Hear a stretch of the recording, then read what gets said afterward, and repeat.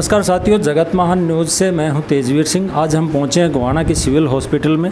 जिस प्रकार से कोरोना महामारी लगातार अपना प्रकोप दिखा रही है और जिस प्रकार से पहले चरण के अंदर जो कोरोना महामारी थी उस समय कोरोना वॉरियर जो थे, डॉक्टर्स जो थे, उनका सम्मान भी किया जाता था और उनके लिए तरह तरह के पीपीई किट वगैरह, मास्क या दूसरी चीज़ें भी उपलब्ध करवाई जा रही थी सामाजिक संस्थाओं द्वारा।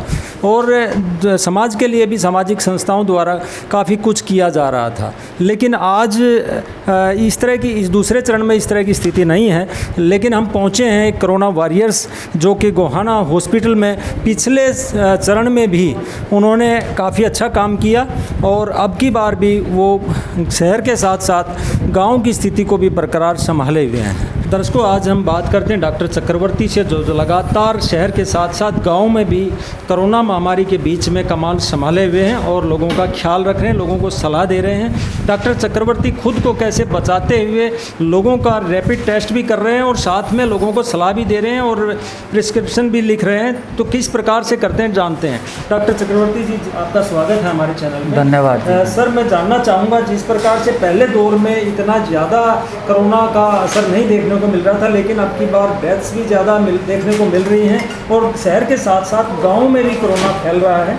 तो आप क्या कहना चाहेंगे इस दूसरे दौर के जो कोरोना संक्रमण है इसके बारे में? देखिए, नो डाउट इस बार की जो वेव है, जो जिसको कहते हैं कि भाई दूसरी लहर है कोरोना की, इसमें काफ़ी हद तक जो है मोर्टेलिटी भी हुई हैं और काफ़ी हद तक केसेस भी ज़्यादा रिपोर्ट हुई हैं। और उसमें जो है पिछले के मुकाबले जैसे हम देखते थे कि एसिम्प्टोटाइप के जो पेशेंट हैं वो ज़्यादा रिपोर्ट हो रहे थे, लेकिन अब की बार इस तरह के सिम्प्टोमेटिक बहुत कम रिपोर्ट हो रहे हैं, क्योंकि ज़्यादातर जो है सिम्प्टोमेटिक ही हैं, बुखार, खांसी, जुकाम या अन्य सांस से संबंधित जो लक्षण वाले मरीज़ हैं वो सामने आ रहे हैं। जबकि पिछली बार की अगर हम बात करें तो उस टाइम जो है मामूली लक्षण वाले मरीज़ ज़्यादा थे और उस टाइम जो है लोग अवेयर भी थोड़े ज़्यादा थे और लॉकडाउन था जो जिस हिसाब से था उसका कड़ाई से पालन भी कर रहे थे। लेकिन अब थोड़ी सी हम देखते हैं, जैसे मैं फील्ड में भी घूमता हूँ तो लोग थोड़ा सा अब की बार जो है थोड़ा कम अवेयर हैं। और लेकिन जिसको ये बीमारी हो जाती है और उसके जो संपर्क में आते हैं उनको ये ज़रूर पता लग रहा है कि भाई ये बीमारी किस तरह से प्रभावित कर रही है शरीर को। जी डॉक्टर साहब, जिस प्रकार से गांव में कोरोना संक्रमण फैल रहा है और गांव के लोग थोड़े लापरवाह होते हैं, हुक्का गुड़गुड़ाते हैं, इकट्ठे बैठ के ताश खेलते हैं और दूसरी तरह की लापरवाहियां भी, जिस प्रकार से वो सोचते हैं कि कोरोना कुछ नहीं है, तो उन लोगों के लिए आप क्या कहते हैं? और आप गाँव में जा भी रहे हैं तो क्या स्थितियाँ आपको देखने को मिल रही? हमने अपने जो है ग्रामीण स्तर पे भी जो है टेस्टिंग पिछले जो है 1 हफ्ते से शुरू कर चुके हैं, जिसमें हमने उलाना, मदीना, छिछड़ाना, अपना बंडेरी और कथूरा, रिंडाना, दनाना, छपरा, ठसका, इन गाँव में हम सैंपलिंग कर चुके हैं। तो थोड़ा सा हमें देखा कि लोग थोड़े जागरूक हुए हैं और हम भी जहाँ भी हमें इस तरह के मामले देखने को मिलते हैं कि जहाँ पे एकजुटता सी है, उका गुड़गुड़ा रहे हैं या ताश खेल रहे हैं, तो उनसे हम जो है निवेदन भी करते हैं और वो इस चीज़ को जो है समझ भी रहे हैं, क्योंकि ग्रामीण स्तर पे भी केसेस जो है रिपोर्ट हो रहे हैं।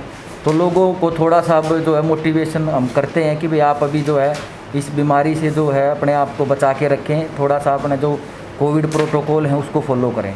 डॉक्टर साहब, जिस प्रकार से कोरोना महामारी अपना प्रकोप दिखा रही है, तो उस बीच में आप अपने आप को कैसे बचाते हैं? क्या आपको अपने परिवार की याद नहीं आती है? किस प्रकार से समय दे पाते हैं या जा ही नहीं पाए हैं अभी तक? देखिए, सुबह लगभग मेरा जो रूटीन है सुबह 9 बजे शुरू हो जाता है। उसके बाद यहाँ जो हमारी जो सिविल हॉस्पिटल पे सैंपलिंग होती है, उसके बाद कोई कोविड प्रोटोकॉल की जो डेड बॉडी है उसका अंतिम संस्कार कराने के लिए जाता हूँ। बीच में फिर हम बाद में नाका लगा के शहर के जो एंट्री एग्जिट पॉइंट है वहाँ पे सैंपलिंग करते हैं।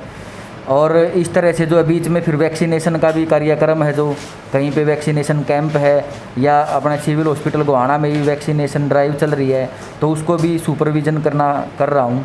तो ओवरऑल जो है ये पूरा रूटीन इस तरह से चला जाता है और लगभग 6-7 बजे जो है घर की तरफ मैं प्रस्थान करता हूँ। लेकिन मैं अपने जो है सेफ्टी इस तरह से रख रहा हूँ कि घर से एंट्री करने से पहले ही जो है मैं अपने जो है कपड़े एक बार जो बाहर जो एक डिटर्जेंट वाली जो बाल्टी है उसमें डाल के डायरेक्ट बाथरूम में एंट्री, फिर नहा धो के तब परिवार वालों के संपर्क में आता हूँ। जिस प्रकार से डॉक्टर साहब एक फंगस की बात सामने आ रही है और उससे लोगों को प्रभावित होते नज़र आ रहे हैं, तो क्या गोहाना में भी कोई इस तरह का केस है, या अगर इस तरह का केस आता है तो लोगों को क्या सलाह देंगे?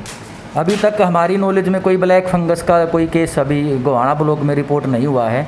लेकिन जहाँ तक ब्लैक फंगस की जो बात है, उसमें ये जो बीमारी है, ख़ास तौर पे एक तो जो अनकंट्रोल्ड जिनकी जो शुगर होती है, जो जिनका मधुमेह जो रोगी हैं, जिनका शुगर कंट्रोल नहीं चल रहा है, उनको होने की संभावना है। प्लस जो कोविड पॉजिटिव जो केसेज हैं, वो जो ऑक्सीजन का इस्तेमाल करते हैं, उस ऑक्सीजन पाइप से जो है फंगस संक्रमण होने की संभावना है।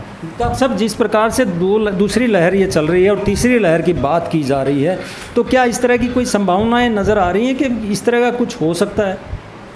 नहीं, नो डाउट। अभी जैसे हमारे रोहतक में इसके लिए जो है स्वास्थ्य विभाग ने एक अलग से जो है सुनने में आया है कि ओपीडी शुरू कर रहे हैं, और इस तरह के अगर हमारे एरिया में कोई केस आएंगे तो हम हायर अथॉरिटी को उसको अवगत कराएंगे।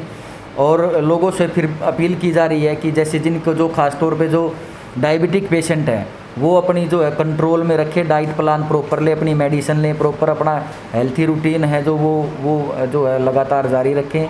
और जो भी ऑक्सीजन का इस्तेमाल कर रहे हैं कोविड पेशेंट, वो ये इंश्योर करें कि मतलब साफ़ सफाई हो, उनकी पर्सनल हाइजीन मेंटेन रखें। डॉक्टर साहब, जिस प्रकार से भगवान जो है बगैर जाति धर्म संप्रदाय को देखते हुए, अगर अलग अलग वर्ग को देखते हुए सबके लिए सम्मान नज़र से, सम्मान तरीके से सबको सब कुछ देता है, वैसे ही एक डॉक्टर सबके लिए सम्मान रूप से सब कुछ करता है। तो ऐसे में आप समाज को क्या संदेश देना चाहेंगे, क्या कहना चाहेंगे इस कोरोना महामारी के बीच, जिससे वो अपने आप को बचा सकें और अपना ख्याल रख सकें?